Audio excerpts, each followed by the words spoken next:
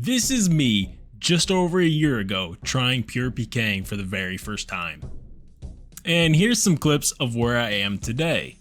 I've learned tons of tricks and tips over my time pure PKing and thought it was finally time to start sharing everything that I've learned with everyone else.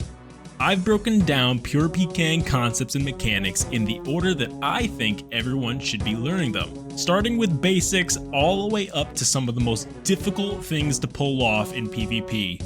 Almost everyone will be able to find some new and valuable insight. This is my series of guides that's going to give you the tools to move from a beginner all the way to a risk fighter.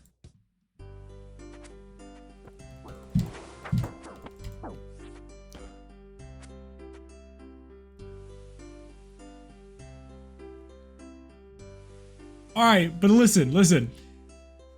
This is a perfect example of getting shit on because of PID. I did not have PID. Malsey had PID. His shit gonna process before mine, and I'm gonna die. Don't be like me, guys. If your deaths look anything like this one did, then you've come to the right place. It's time to learn PID. Alright, y'all, welcome to my guide on PID. Today, we are going to learn what the hell this thing is and how do we actually play around it. Now, this is the second video of a 4-part guide series, so if you haven't seen the first, be sure to jump back to that and then come back here after you're caught up. Now, with that out of the way, let's get right into it. So what is PID? Well, if you look up on the wiki, they're going to tell you that PID is a unique identification number for a player. Not super helpful. Basically, it's who is prioritized and who's going to get first hit. So the best way this can be seen is actually when two players are hitting each other at the exact same time. The person with PID or on PID is going to have their hit process one tick before the person who is off PID or without PID. Alright, so let's look at an example. Here we can see that both players are shooting the arrows at the exact same time. But as the arrows hit each other, you'll quickly notice that his damage pops up on me first. And then one tick later, my damage appears on him. So this is what I mean by who gets priority in hits. My opponent here has PID, and I do not. His stuff will process before mine does. So generally, that means that my opponent can play more offensive and I have to play more defensive.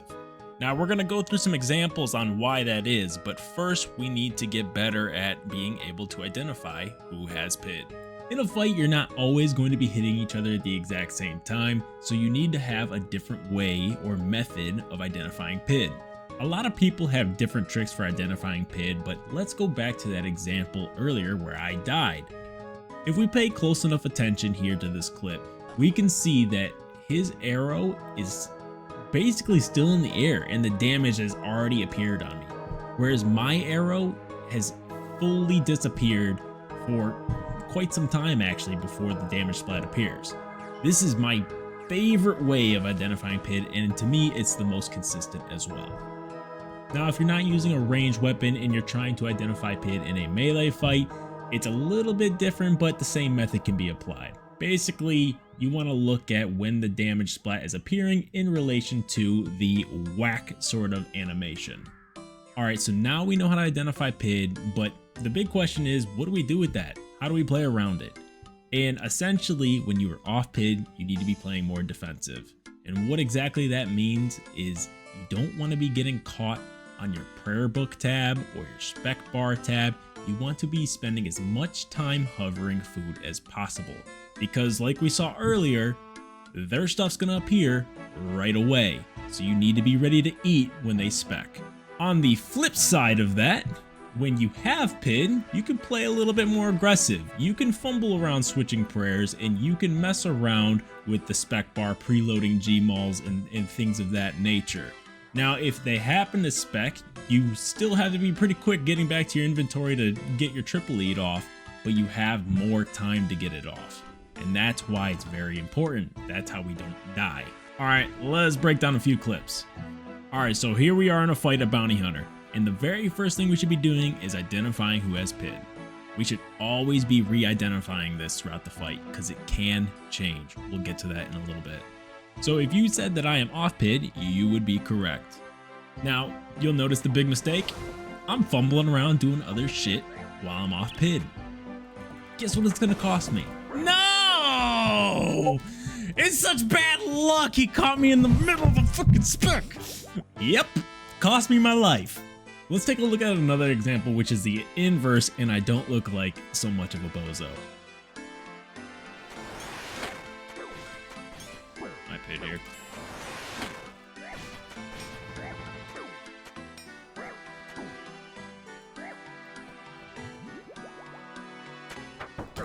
Ooh, I'm so glad he's off PID.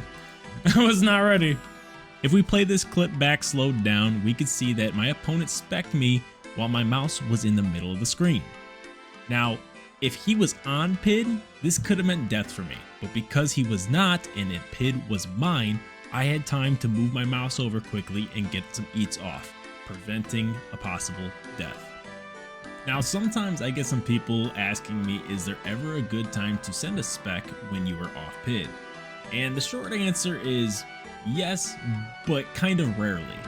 In MSB at ladle style fighting, you always have the potential to hit a arrow double maul and full stack HP, whether you're off PID or on PID.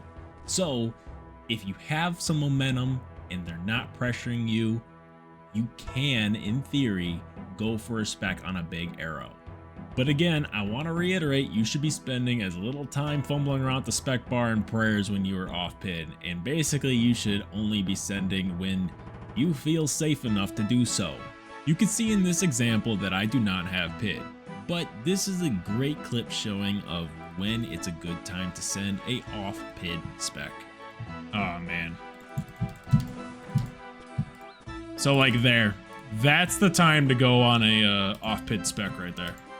Taking you through my thought process in this clip, I'm sitting at 99 HP and I hit a 31 arrow. My opponent is not sending any arrows back, so I'm feeling relatively safe to go to the spec bar and the prayer tab and try and pull something off here. I followed up with a 26, which is a relatively big arrow, and decide to send them all off PID. In this case, it worked out. So this is an example of how PID allows you to play either more offensively or how it should be restricting you to play more defensively. Now, one thing that I've been hinting about is that PID can change. It changes at random and can happen numerous times in a single fight. And when it does, the player who is off PID moves to on PID and their attack actually happens a tick faster. And the opposite happens for the player who is currently on PID moving to off PID. Their attack or their hit splat will appear one tick later than normal. Because of these PID swap mechanics, players are susceptible to getting stacked out in one tick by ridiculous amounts of damage. Most of the times, this results in a death or a kill that was completely unavoidable. Naturally, I have brought some examples with us, and boy do they make for some crazy clips.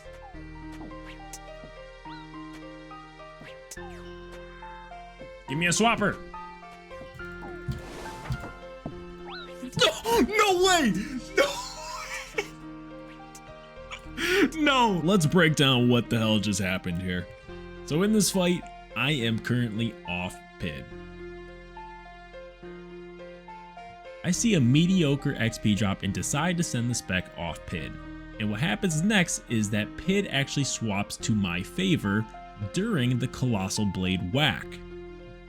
Remember, I said when a PID swap happens and you go from off PID to on PID, your attack moves up one tick.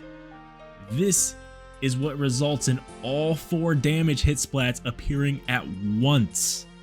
This was 111 damage appearing all in one tick. Basically an unavoidable death unless you're fully overbrewed. Moving on to the next one, let's see if you can actually follow along what exactly happened here. Oh, the swap! This clip might be a bit confusing because it looks like I have PID the entire time and then all of a sudden I stacked 4 hit splats all at once. This was actually a double PID swap.